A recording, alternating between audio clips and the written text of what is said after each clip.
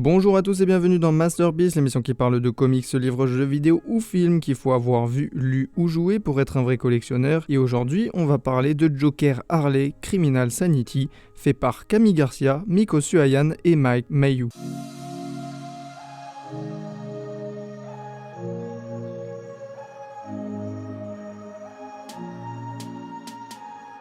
Profiler de renom, Harleen Quinzel est embauchée par le JCPD pour enquêter sur une vague de crimes particulièrement sordides. Mais elle est elle-même hantée par une affaire passée lorsque sa colocataire a été sauvagement assassinée par le tueur en série surnommé le Joker.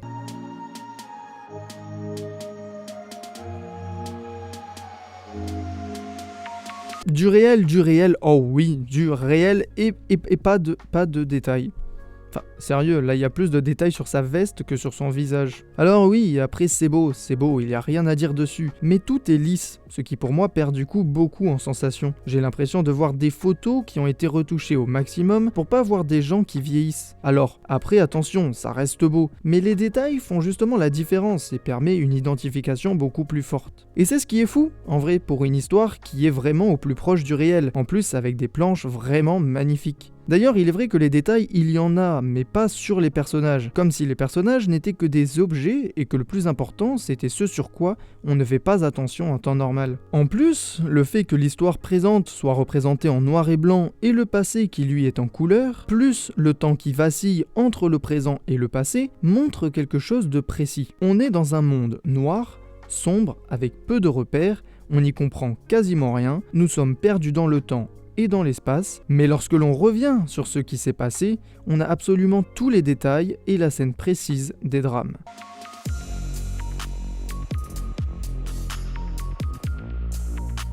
Au-delà d'une ressemblance frappante avec un épisode des experts, cette histoire prend un parti intéressant. Le Joker est une victime collatérale de Batman et est une victime d'un père violent. Il va donc péter un plomb et se mettre à tuer. D'ailleurs, une des personnes tuées fait partie de la famille de Harley Quinn. Le fond familial est vraiment intéressant, puisque l'on apprend que Harley a elle aussi été frappée par sa mère dans sa jeunesse. Il tue aussi des parents violents avec leurs enfants, ce qui du coup est bien, sauf que l'étiquette Batman, ça ne lui convient pas. Mais cet élément, il est pas anodin, car c'est comme s'il évitait justement à des gens comme Harley et lui de vivre la même chose, comme s'il rachetait en quelque sorte le passé d'Harley Quinn. On rajoute à ça un élément très important au personnage du Joker, son origine. Personne ne la connaît, et bien là, c'est exactement pareil. D'ailleurs, au-delà d'un Joker qui fait l'artiste en mode je fais du Dali, du Houdini et du Da Vinci, il y a bien un lien qui relie les deux protagonistes. Mais le chemin final est en réalité bien différent. Flic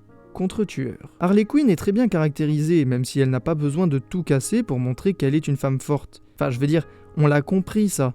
Elle fait de la boxe, elle a beaucoup de puissance et enfin, elle est intelligente. Bordel, elle fait des conférences sur des vrais sujets et sur des éléments sur les serial killers. De plus, elle prend des exemples précis de tueurs en série qui ont vraiment existé, avec de vrais éléments d'enquête. Et oui, ça vous l'avez reconnu, vous voyez, c'est Zac Efron. Donc quel plaisir. Oui, ce n'est pas celle de Paul Dini, mais enfin une figure très bien construite de ce personnage. Enfin, ce livre arrive à combiner le meilleur de ces deux personnages et de les transposer dans une histoire parfaitement réelle. Alors oui, comme je l'ai dit au début, ça ressemble aux experts, mais dans la transposition, c'est presque du Todd Phillips à ce niveau. Surtout, ce que j'aime bien, c'est de prendre le parti en faisant d'elle un personnage actif du récit. C'est-à-dire que là, c'est elle qui vient au Joker, et non l'inverse. Le fait qu'elle travaille avec Gordon et la police est une excellente chose, car elle n'est plus simplement une fille perdue sans amis qui trouve de l'amour chez ses patients. Là, c'est le Joker lui-même qui lui a fait perdre son ami, et donc elle doit le retrouver, et la première rencontre est juste extrêmement bien faite. Le Joker est chez elle, le Joker est entré dans son intimité, dans sa tête, ce qui fait qu'il n'y a pas d'amour possible entre les deux. Et oui, si vous vous attendiez à un récit classique avec Harley et Joker, amour compliqué, eh bien c'est un non. Toutes les valeurs de base du récit ont été inversées, ce qui n'est vraiment pas plus mal. Après, le Joker est quelqu'un de très intelligent, et c'est ça qui casse un peu le personnage. Là, je vais faire mon chieur, mais à la base, le Joker, il est justement très intéressant, puisqu'il est intelligent, mais on a toujours le doute s'il est conscient ou fou. Sauf que là, puisque celui-ci fait justice lui-même, ce qui permettrait d'ouvrir un débat sur est-ce que être méchant existe, du coup, en fait, on perd ce dilemme, et on sait pertinemment qu'il est conscient. Et donc la fin, elle est un peu nulle à chier. Mais je me suis quand même posé une question.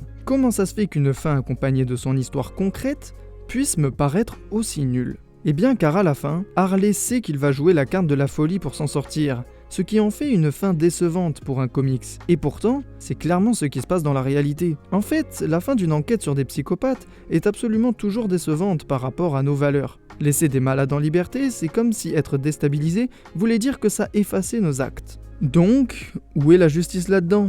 Eh bien, c'est là où ça soulève plusieurs questions. Quelqu'un de malade peut-il être considéré comme la majorité des gens? Eh bien, à vrai dire, non, vu que c'est sa biologie qui est problématique. Du coup, peut-on soigner quelqu'un de malade? On a envie de dire que oui, mais lorsqu'on s'attaque au cerveau et à la biologie entière d'un être humain, j'ai envie de dire non, que rien ne change réellement. Et d'ailleurs, Orange Mécanique en est une preuve en soi, qu'on ne peut pas changer la nature humaine. Je vous rappelle qu'un scorpion reste un scorpion. Du coup, de tout ça, est-ce que vraiment il a le droit à une seconde chance? Eh bien, moralement, oui, mais intérieurement, non.